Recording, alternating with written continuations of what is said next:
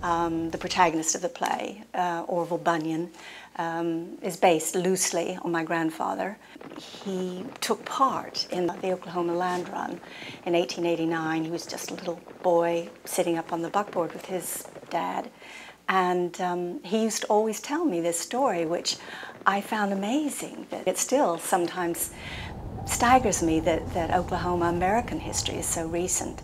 And friends in England, where I live, are quite amazed by this and want me to tell them. Of course, I don't have any first-hand information to give them, but I can remember my grandfather sobbing, this grown man sort of putting his arms around me as a little sort of 10-year-old, sort of saying, you know, what am I going to do, another drought? It's hard life. It's really a play that is really written for its time and for all time. I mean, you have this family that is during the Dust Bowl, and then you also have in our economy now where people are sort of having to change roles and change their comfort levels and figure out how do we pull together to keep surviving and striving and moving forward into the future and still enjoy the present.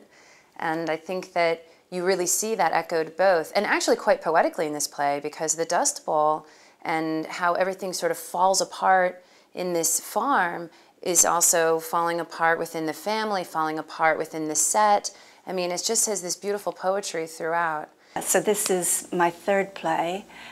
My play before it was just about a homeless girl and a lonely old man, and I thought, no, this time I want to write something bigger. I want a family, and it's a cast of 7. They're a very, very closely knit family. So it's based on my grandfather, who raced for the land all those years ago, and he lived through, on this farm in Alfalfa County, Oklahoma, through momentous periods of American history and Oklahoma history. The Great Depression, the Dust Bowl years, which drove so many farmers off the land. He managed to hang on to his. And the rest of the story is fiction, but that much is rooted in history.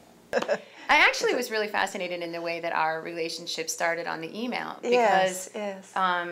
I mean, my specialty is in directing new works, but I've never had to have it be over the email. Oh, really? Before. You mean it's usually telephone conversations? It's either telephone conversations or sometimes instant messaging, if I have to do that, but it still feels more alive. And oftentimes I have the playwright in the process earlier before the rehearsal start. So what I loved is that we had to try to get to know each other on the email, and you never know how you're going to come across. No, you don't. No. So I was always hoping, is my humor coming through? I walked in on the first day, just having arrived in Houston, and the cast were just like I imagined them. The characters, they were just, I thought, she's really cast this perfectly. Yeah, it was great.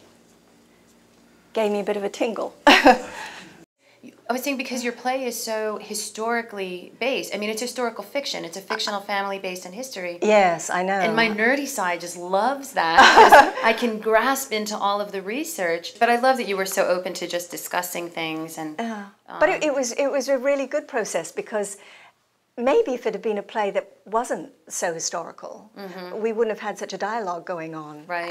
And so when I walked in on the first day of rehearsals, I felt I knew Cheryl a bit.